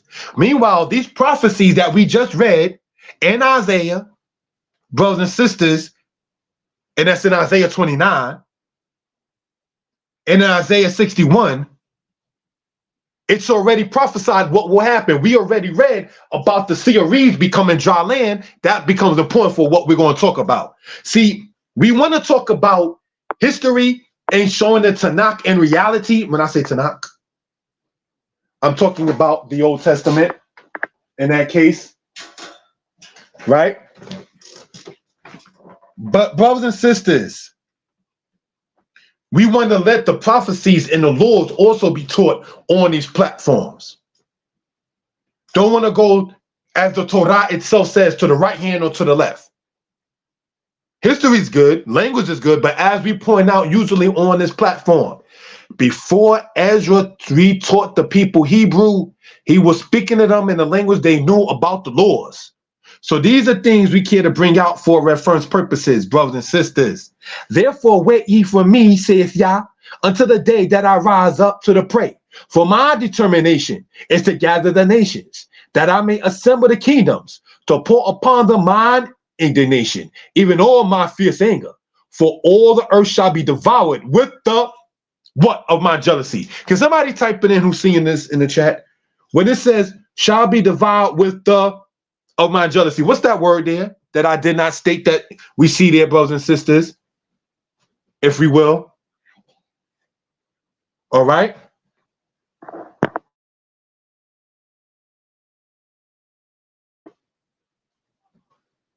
So let me read that again, because this is coming from the book. Thank you, my brother Yirmiyahu. Thank you, my lady Sarai. This is coming from the book of Zephaniah, who was a contemporary prophet to Jeremiah, which is say 50, 60 years, no, 50, easily over 50 years after Isaiah. But let's see this. So we see 50 years before Zephaniah, 50 plus years before Zephaniah, Isaiah talked about it. During Zephaniah time, which is the same time of Jeremiah, we see it mentioned what? For all the earth shall be devoured with the fire of my jealousy. So when they ask us as Old Testament Israelites, what are you talking about with the days of the end? And what is your take about the fire that's going to come? And is there a lake of fire and things of this kind of nature? We read it in Isaiah, we read it in Zephaniah, and we're going to continue to show what we're talking about for reference purposes. Let's continue, family. Let the book speak for itself. Yeshaya 24 or Isaiah 24. The earth fainteth and fadeth away. The world faileth and fadeth away. The lofty people of the earth do fail. What? The lofty people of the earth do fail. The Most High brings kings up and down. Let's continue, brothers and sisters. It goes on to say, the earth also is defiled under the inhabitants thereof. And it tells you why the earth is defiled, right? Let's continue. Because they have transgressed the laws, meaning the laws of the Most High, violated the statute, broken the everlasting covenant. The everlasting covenant. The Most High made a covenant with Noah and his sons after the flood. The descendants of Shem, Ham, and Japheth violated that. Keep my laws. There's no such thing as no high laws. It's the laws that's supposed to be for everyone on earth. Of course, there's certain, the Levites have this, a girl has this, a boy has this, a woman has this, and so forth and so on. But in the said Old Testament, which they swear we don't talk about, and this is not to be in one's feelings, do they talk about the, quote, Armageddon, which is really the Greek word, correct me if I'm wrong, for Megiddo. Megiddo is a land in the tribe of Issachar, which we spoke upon this platform in the past. Oh yeah, what you're talking about in that is already spoken about in the said Old Testament. Now, of all the records that I read from the Enuma Elish, from the Kibra Negast, from the Tales of Sinuhi, from the record of the Dandara matter, and from the records of the principles of Ma'at, from the Code of Hammurabi, I have not read anything close to something like this. I've read in the so-called New Testament, where they attempt, once you understand the Old Testament, to take certain things out and Revelation to make it sound like it. But when do we read inside of Egyptian records of Amun-Re coming with the fire? When do we read about Hathor, the Egyptian goddess, coming with something of that kind of nature? When do we read about Marduk of Babylon or Bel of Babylon coming with something of that kind of nature? When do we read about Ahura Mazda of Persia coming with something like that? What happened essentially is Yah is the true and the living God of heaven and earth, and he spoke to his prophets about what he will bring to the earth. These are things we want to bring out for edification purposes, family. Let's continue. Thank you. It goes on to say this. The earth also is defiled under the inhabitants thereof, meaning under our feet, Israel included. We have transgressed the laws. We've been saying that for decades among Israelites, violated the statute, broken the everlasting covenant. You want to know why all of these things is going on in the world? Greece has a problem. Congo got a problem. China got a problem. America got a problem. Because we don't keep the laws that the Most High has already given the world. That's why. Israel violated, and because Israel had the covenant, it became harder on Israel than anyone else. So when you hear Israelite teachers teach that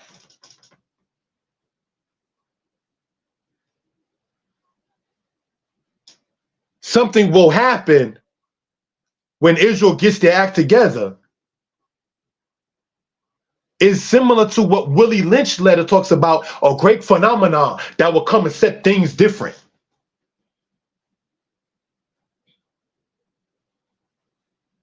Let's continue, brothers and sisters. We're going to cite what the book says. Therefore hath a curse devoured the earth, and they that dwell therein are found guilty. Therefore the inhabitants of the earth waste away, and men are left few. Men are left few. Let's see part of the violation that happened. It's not in the PowerPoint here, but we're going to read it. If the brother Yirmiyahu Aki, if you there, please type in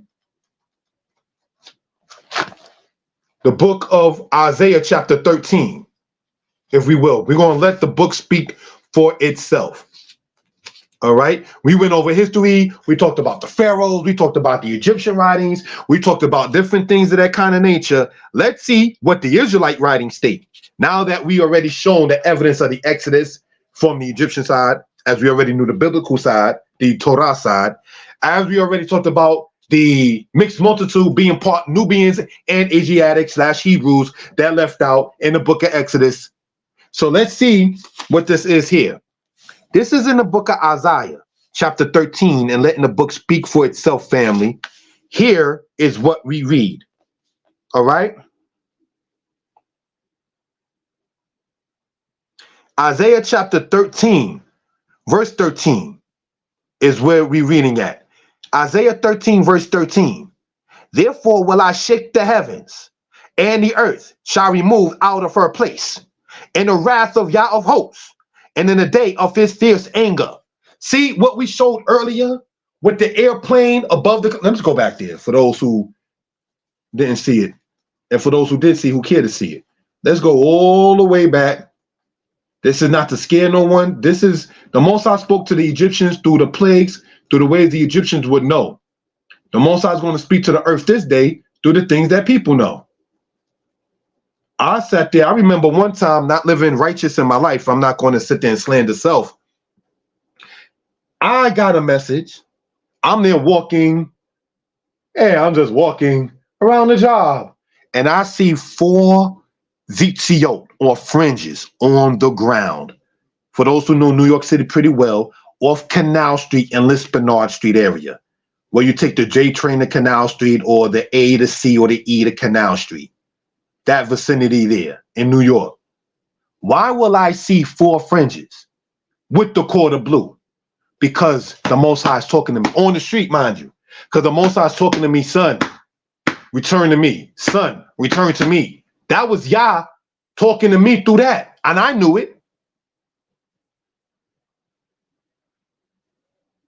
So you see this right here? The cloud there. That was taken as a live photo, or from a live photo when I was flying one time to the south.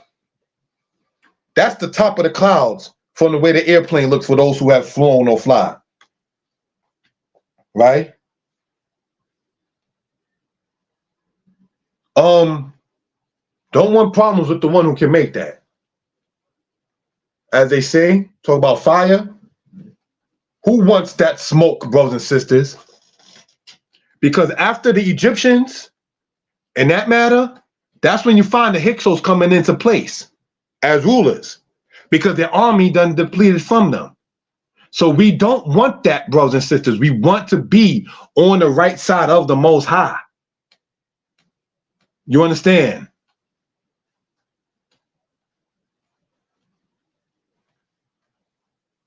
Oh, by the way, the statement that says, I fear for my country when I reflect that God is just, that was said from the President of the United States during slavery. That we just went over there, right? Just want to go over this here real quick. With the time allotted, thank you all for that. So, brothers and sisters, in Isaiah chapter 13, verse 13, and what we read in it, we are going to, thank you for that, with the time allotted, go over such. Thank you for typing that in, my brother.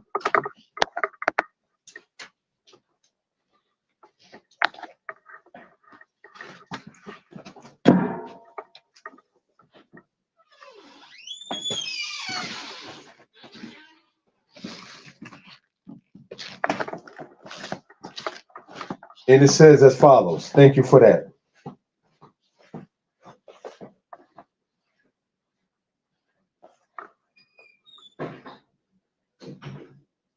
Therefore, I will shake the heavens, and the earth shall remove out of her place in the wrath of the Lord of hosts, and in the day of his fierce anger. And it shall be as a chaste roe, and as a sheep that no man taketh up. They shall every man turn to his own people, and flee every one to his own land. So eventually, the way the Most High had things set up will go back into its order and into its own place. These are things, again, that we are talking about for reference purposes. So there will not be, we hope and pray, no misunderstanding of what we're talking about. Thank you for that, my brother and sister. Let us continue. Isaiah 44, verse 27, and Isaiah chapter 11, verse 15 and verse 11. It says this, thus say that saith to the deep, be dry, and I will dry up thy rivers. Did we just read that? That say to the deep, be dry. Remember in Genesis, when it says the waters of the great deep, and I will dry up thy rivers. And Yah shall utterly destroy the tongue of the Egyptian sea. And with the scorching wind will he shake his hand over the river, and will smite it in 7 streams, and cause men to march over dry shod. What are we pointing out in Isaiah chapter 11, verse 15? While some say Old Testament Israelites don't go in this kind of stuff, it's not competition, but we want to present that, yes, we do. And we want to expound upon it, giving thanks to the Most High, brothers and sisters, right? If I can be heard well and people in good spirits, please type in the number 4. If I can be heard well and people in good spirits, please type in the number 4. What is, brothers and sisters, we want to show with the pen here, right? Thank you for that. What is this river that it talks about? Let's see. And it shall come to pass in that day that the Lord will set his hand again the second time to recover the remnant of his people that shall remain from Assyria and from Egypt and from Patros and from Cush and from Elam and from Shinar and from Hamath and from the islands of the sea. Now that's written of in the timing of Isaiah, right? Let's remember, it talks about the Egyptian sea, and it talks about the river. Let's see what the book is speaking of, line upon line and precept upon precept. Thank you for that, family. Isaiah chapter 43, verse 19, and 1 Kings 14, verse 15. Behold, I will do a new thing. Now shall it spring forth. Shall ye not know it? I will even make a way in the wilderness and rivers in the desert. For Yah will smite Israel as a reed is shaken in the water, and he will root up Israel out of this good land, which he gave to their fathers. And he will scatter them beyond the river. We see that river again, brothers and sisters, because they have made the Asherim provoking Yah. What river is that talking about in 1 Kings chapter 14? The Euphrates. What river are we talking about here in Isaiah chapter 11? The Euphrates. How do we know that river is that Euphrates river? You go to Deuteronomy in your own time. It talks about from the great river, the river Euphrates, to the river of Egypt. Line upon line, precept upon precept. We already see in Isaiah that the Most High in Isaiah 44 spoke upon by saying, be dry to the deep, meaning the waters of the great deep, and I will dry up thy rivers. So now when we correlate that with Isaiah chapter 11, verse 11, we see what? The people that remained from Assyria, from Egypt, and from Patros. Let's go to Genesis chapter 2, verse 10. So we can sit there and let the book speak on its own accord. Can that, brother, can you type that in? Genesis chapter 2, verse 10. I believe that's where it's at. Thank you for that. For edification purposes, if we will, right? It goes to say this here.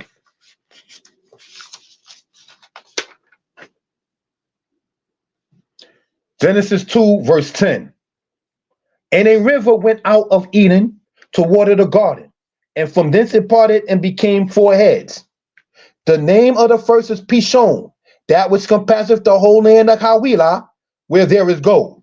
And the gold of that land is good. There is bdellium and an onyx stone. And the name of the second river is Gihon. The same as it compasseth the whole land of Ethiopia. The Gihon is the noun. Okay, let's continue. And the name of the third river is Hiddekel. That which goes toward the east of Assyria. And the fourth river is the Euphrates. Hiddekel is the Tigris River. So the Euphrates River mentioned, brothers and sisters, in the scriptures in Genesis chapter 2. It's called the river, brothers and sisters, when we go into the book of Kings, 1 Kings 14:15. And we see also river called Nakal in Hebrew when you see Isaiah chapter 11, verse 15. So we'll know already that the Holy Land is not in the west. That we could tell off the map. All right, so looking at this again, brothers and sisters, his people that remain from Assyria, showing it, if we will, with the laser pointer. Any questions or comments concerning this, please feel free to type it into the chat, right? It goes on to say here, brothers and sisters, thank you for that, my lady Sarai. Remain from Assyria, from Egypt, from Patros and Cush and Elam and Shinar. Where is Shinar, brother, sister? Shinar is Sumer, which is in modern day Iraq, not far from the Euphrates. So when you go into the New Testament, saying in Revelation 16 that the Euphrates is going to dry up, and Old Testament Israelites ain't got no knowledge of it, or so forth, how can that be when the Old Testament, whether it's pronounced by Old Testament brothers and sisters in today's time or not, already talked about the rivers being made dry? That's already prophesied, brothers and sisters, in the Tanakh, in the said Old Testament. This is why we wanted to go line upon line and precept upon precept. Because one time they came and said, well, how do Old Testament Israelites feel with the prophecies of Revelations already coming to pass? This was already prophesied about the rivers drying up. It didn't give you, say, a specific time, but it definitely sat there and let you know that the Most High is the one who does it. So, brothers and sisters, these are things we care to talk about. When you go to 1 Kings 14, it's talking about due to the sins of Jeroboam, the king of Israel. Scattered them beyond the river. So when the Most High put us in again the second time to gather the people and say to the deep, be dry, and I will dry up your rivers, that is already prophesied for the benefit of the children of Israel. This is what we're talking about for reference purposes. Let's continue, family. House of David and David. We're going to let the book speak on this. I didn't type all this out. But in Isaiah chapter, let me turn the light on so my eyes won't strain.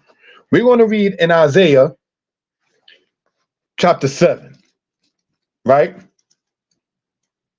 In Isaiah chapter 7, verse 2, we see the following. And it was told the house of David, saying, Syria is confederate with Ephraim.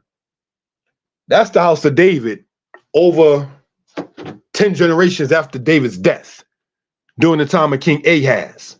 Let's go to Isaiah 7, verse 13. And he said, Hear ye now, O house of David. Is it a small thing for you to weary men? Still talking to King Ahaz. Talking about the house of David there. Let's go to Jeremiah chapter 21, verse 12 to let the book speak, right? And it goes on to say, because we want to bring something out for reference purposes. Jeremiah chapter 21, verse 12 says this for reference purposes. Thank you for that.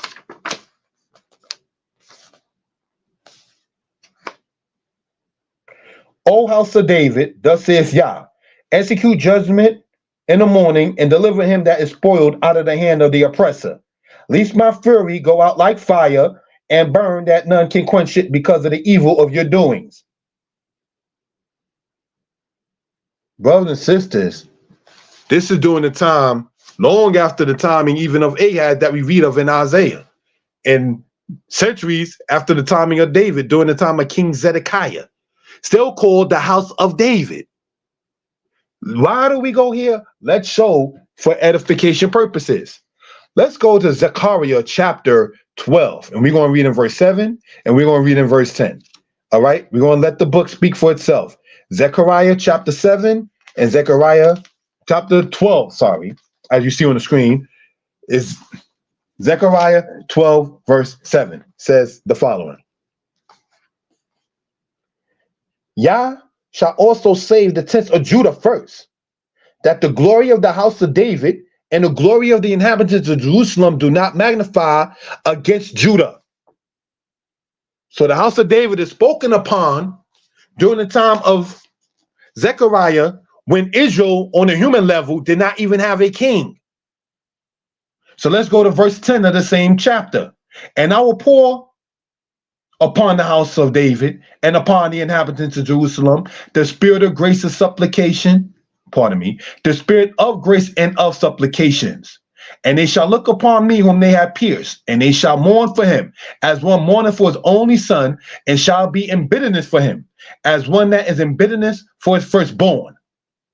This is not talking about Jesus Christ in Zechariah chapter 12, verse 10. All right? But two things we care to point out. When it says this here, and I will pour upon the house of David, still mentioning the house of David, as we read in Isaiah, as we read in Jeremiah. What this is talking about, when it says here, the Most High will pour upon the inhabitants of Jerusalem the spirit of grace and of supplications, and they shall look upon me whom they have pierced, and they shall mourn for him, as one mourneth for his only son. This is talking about them not keeping the laws, the statutes, and the commandments of the Most High God. Because when you go into this account of the New Testament, correct me if I'm wrong, it wasn't per se Israelites who pierced him, or was it? Let me know. We can have a discussion upon it on your platform if you care to do so. And I say this not to debate nobody or try to sound tough or anything of that sort, but it comes to ever so often where Israel's going to unite, but we got to know what we're uniting under. There's a whole Israelite school called Israel United under Christ, IUIC. Or Israel United in Christ, sorry. We, the Old Testament-based Israelites, as we are called, say that we need to be united under the Most High. Christ is not the Most High. Jesus is not the Most High. So, brothers and sisters, and looking upon this, let's continue upon the matter when it speaks upon house of David. Let's go to Hosea, chapter 3, if we will. brothers and sisters, we are in Hosea chapter 3, verse 5. And let's see what it says. Thank you for that. Afterward shall the children of Israel return and seek Yah their God and David their king, and shall fear Yah and his goodness in the later days. The children of Israel shall return and seek the Most High. And who? David, not the literal David himself, because he's passed on the scene. But it's talking about, as we've been pointing out, of the house of David. Let's go to Amos chapter 9, verse 11, to let the book speak again for itself. Thank you for that, family. All right. In that day, I will raise up the tabernacle of David that is fallen, and close up the breaches thereof. And I will raise up his ruins, and I will build it as in the days of old. As in the days of old. Brothers and sisters, in the said Old Testament, as in Lamentations chapter 5, it says, renew our days as of old. They wanted the old way that they was looking for when the Most High was closer to them in the wilderness and under the leadership of Joshua, the son of Nun. So when we read in Amos, which is before Isaiah, and it talks about the tabernacle of David that has fallen, the people of David line was still ruling, but your tabernacle, while you're still ruling, O house of David, on the throne is fallen. The Most High said that he's going to rebuild that. Let's go to Jeremiah chapter 33, verse 21, to let the book again speak for itself. All right. We are in the book of Jeremiah, chapter 33, verse 21. And it says the following. Thank you for that.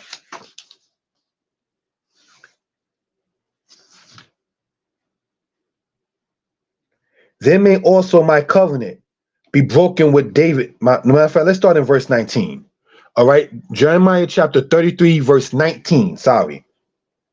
And the word of Yah came unto Jeremiah, saying, thus says Yah, if you can break my covenant with the day and my covenant of the night, and that there should not be day and night in their season, then may also my covenant be broken with David my servant, that he should not have a son to reign upon his throne, and with the Levites, the priests, my ministers. And as the host of heaven cannot be numbered, neither the sand of the sea measured, so will I multiply the seed of David my servant, and the Levites that minister unto me. So, brothers and sisters, we can see, know, and understand about the importance in the Israelite culture about the house of David and the Levites that minister to the Most High. You have your priesthood and your kingship in that particular manner.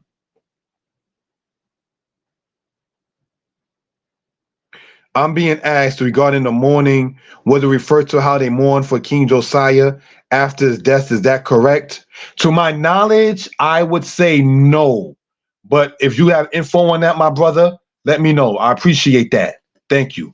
I did see the question. I was just going to read it in a second. I do appreciate the question. But to my knowledge, I'm unaware of that particular matter. I know they mourn for Josiah after his assassination, but if you have info on that, please, my brother, bring it out. Thank you for that. Let's read, brothers and sisters, in Isaiah chapter 38. Brothers and sisters, concerning this matter here. Isaiah chapter 38, verse 5 says this. Let's start in verse 4. Then came the word of Yah to Isaiah, saying, go.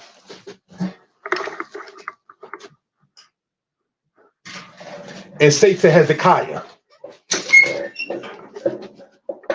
It goes on to say, go and say to Hezekiah, thus saith the Lord, the God of David thy father, I have heard thy prayer, and I have seen thy tears. Behold, I will add unto thy days 15 years.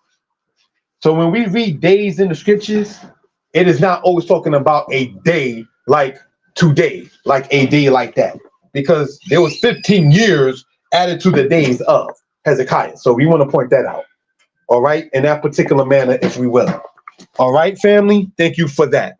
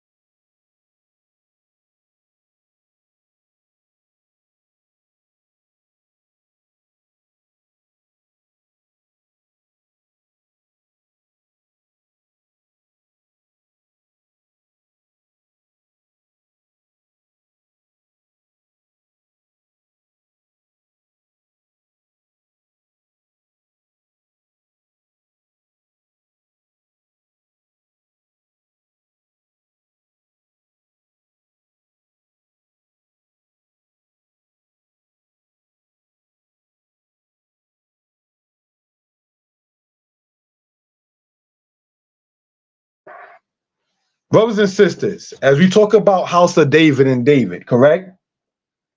If I can be heard well and people in good spirits, please type in the number 4. All present who can hear, thank you for that. Thank you for that. Sorry about that. In Isaiah chapter 38, verse 5, it says concerning King Hezekiah, who was the father of Ahaz. No, sorry. Hezekiah was the son of Ahaz, the father of Manasseh. It says in Isaiah 38, right? Go and say to Hezekiah, thus saith the Lord, the God of David, thy father. So when we read House of David and David, after the death of David, we already still see Solomon is called the son of David when it says David, your father. When, brothers and sisters, we see over 10 generations or so after David, Hezekiah, it still says David, thy father, you are what your father is. And looking at it like that. So now when we go into other portions, when it talks about David and the house of David, one point to make is we're not talking about with the time allotted, right?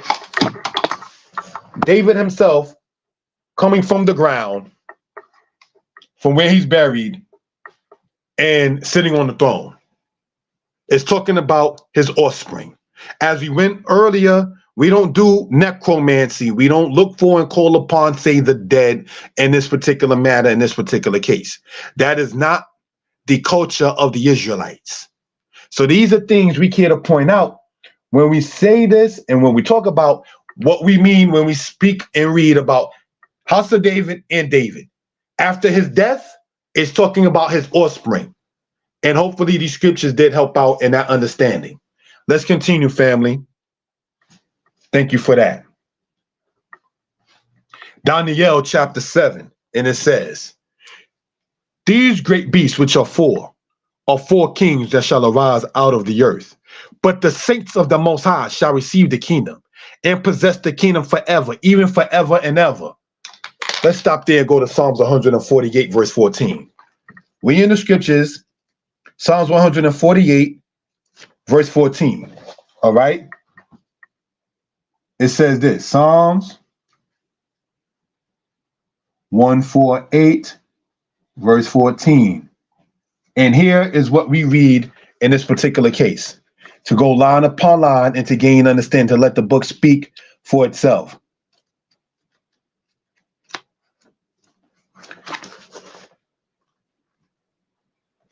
And we read the following. He hath exalted the horn of his people, the praise of all his saints, even the children of Israel, a people near unto him. Hallelujah. Now I want to point out something. That even that you even see there, you notice it's in italics because it doesn't say that word even inside of the Hebrew. So what we should read it as is he also exalted the horn of his people, the praise of all his saints, the children of Israel, a people near unto him. Who's near unto Yah? When you read in Deuteronomy, it says Israel The Lord our God is near unto us whensoever we call upon him. So it's not too hard to figure out who and what is being spoken upon and the position that the children of Israel have with the Most High, the creator of heaven and earth. We are the ambassadors of Yah. We are, on the human level, the messengers of the Most High. Why do they always talk about it? Because the nations know our light. This is not racism. They know our light. So when we up there like, you know, the swan trying to chill with the ducks, the ducks is looking at the swan like, if only you knew your power, your potential, your people, your history. Why do you think they only want to call you a color? My mother, may she rest in peace, if you get Hebrews Easy Volume 6, now trying to play salesman on the Shabbat, she was light-skinned. I got the complexion of my dad. My sister's light-skinned. Coming from a brown-skinned, dark-skinned man. Where does black fit in at as a name? That can't be. See, brothers and sisters, I want to show something. I don't mean no disrespect. Right? If I may. My shirt is black. My skin tone is brown. But that done became a name on job applications. Then they'll call you what? West Indian. Or what? African American. Named after different nations and peoples. Because our true name is Israel. Our true name is Israel. The people of the Most High. So they don't know where to place us at. After slavery, Lincoln was like, we should send them back over to Africa. We don't know what to do. They know what to do because they know who they're dealing with. But you didn't know, like the Philistines did not know what to do with the Ark of the Covenant. So do these nations not know what to do with us. Things that are holy and set aside to the Most High, they did not know what to do. They had to give you amendments in their constitution because our laws come from Yah. So their laws can't match what we already got because our culture is from old. It didn't start in 1776, brothers and sisters. That's why we can't fit in this society but so well. Why you think we talk about taking the children out to school and homeschooling? Why you think we start talking about repatriation? Because there's something within us that says this just ain't it. And what it is getting closer to the Most High, the creator, maker of heaven and earth. My lady made a salient point when her and I was talking. You know, people outside of America don't have as many problems health-wise as, quote, the American. What are they doing? I was in a hospital once, and this is not to shame doctors. Some of them are real cool. I know people I will say this on the internet. I know people go to the doctor, get the checkout, get the prescription, and then go and take herbal medicines. That's what my relative does who has the HIV. They don't sit there and take the prescription that the doctors give. No, they went and looked up things on herbal things, and their T-cell count is now higher than it was had they taken the other people's medicine. But brothers and sisters, what we're talking about for reference purposes is this. I remember being in the hospital one time, and it was said, and it's not being racial, it was a white doctor and a white man, white patient on the stretcher, gurney, whatever, and a white man who was the doctor. I heard grape juice is good. Well, yeah, perhaps, but take the medicine. Really? Metformin does not cure diabetes. What are you doing? You know what's good for diabetes? Having high sugar myself? Natural insulin that you can sit there and get for less than the price of metformin. You know what's good for it? Bitter melon. You can go to GNC and get that out of the regular store. Bitter melon sits there and gets rid of the sugar in your bloodstream. There are things that sit there and deal with it. And as my lady regularly points out to me, having been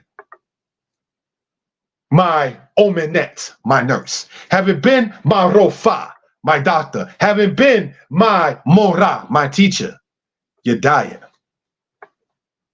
The Most High did not give you anything to make your teeth rot. No, brothers and sisters, the sugar that comes from honey and the sugar that comes from the beehive with honey and the sugar that they give you is not the same kind. manufactured. It don't matter whether you Shem, Ham, or Japheth, black, white, or any other color indifferent. It just don't work out the well as the Most High puts it. So we want to return back to those older ways, the homeopathic ways, if you will, and so forth. The earth, where we come from and where we're going. And brothers and sisters, and looking at this here, when we get in the book of Daniel, right? And it distinctly says that they made war with the saints. Oh, yeah, we want to read that part. But yeah, but the saints of the Most High shall receive the kingdom. So who's the saints of the Most High? The children of Israel. Goes on to say, and shall receive the kingdom and possess the kingdom forever, even forever and ever. So the prince that you read of in Ezekiel 44 of the house of David, that's the kingdom it's talking about. Let's go on. I beheld to the same horn, made war with the saints and prevailed against them. Until the Ancient of Days came, and judgment was given for the saints of the Most High. We already discussed who they were. And the time came, and the saints possessed the kingdom. And the kingdom, and the dominion, and the greatness of the kingdoms under the whole heaven shall be given to the people of the saints of the Most High. Their kingdom is an everlasting kingdom, and all dominions shall serve and obey them. Give me Isaiah chapter 60, verse 10. Here is the end of the matter. As for me, Daniel, my thoughts once were frightened me, and my countenance was changed in me, but I kept the matter in my heart. Isaiah chapter 60, verse 9 and verse 10 to close out. Giving honor and praise unto the Most High, the creator, the maker of heaven and earth. It goes to say here in Isaiah chapter 60, verse 9 and verse 10, to let the book speak for itself. Thank you for that, family. Surely the owls shall wait for me, and the ships of Tarshish first, to bring thy sons from far, their silver and their gold with them, unto the name of Yah thy God, and to the Holy One of Israel, because he have glorified thee. And the sons of the strangers shall build thy walls, and their king shall minister unto thee. For in my wrath I smote thee, but in my favor had I mercy upon thee. Therefore thy gates shall be open continually. They shall not be shut day nor night, that men may bring unto thee the force of the Gentiles, and that their kings may be brought. For the nation and the kingdom that will not serve thee shall perish. Yea, those nations shall be utterly wasted. In the book of Isaiah chapter 60 we just read, correlates with we just read in the book of Daniel about the nation serving who? Israel. But Israel got replaced by the church, so they want to say that everybody's supposed to serve Jesus. No, Israel, don't give your birthright and your glory to someone else like Esau gave up his birthright. Don't do that. Take what the Most High God has given you and build upon it. Don't struggle, my brothers and sisters who are said to be messianic, wondering whether or not Israel or Jesus is the way, the truth, and the light. When Israel's light is the Torah. So this is no disrespect, no knock, no bash, no offense to anyone, brothers and sisters. But these are things we care to bring out. We ask you to comment, like, share. We hope and pray that everybody is well and will be better. This is the presentation. Thank you all for your time. Have a good week. Pray for your brothers and sisters only to the Most High God. And we hope and pray to see you all soon. There was expected to be a presentation on Solomon. That will be postponed to after the 15th of this month, so I can get certain things in my life situated. Not bad, but just important. All right. So shalom. Subscribe to the channel. Hit that bell. You will see when the notifications come up. Hit the notifier thing so you can be notified when we go live again. And we hope and pray. Not plain salesman. If anyone is interested, you can check out the channel's descriptions. And if you find it in your heart to want to get the books that a brother has for yourself or for others, feel free to do so. Giving honor and praise unto Yah. Shalom. Thank you all on the human level. my lady Sarah. Thank you all on the human level, my brother Yirmiyahu. And thank you all, brothers and sisters who decided to participate in the presentation. Shalom. Most I bless.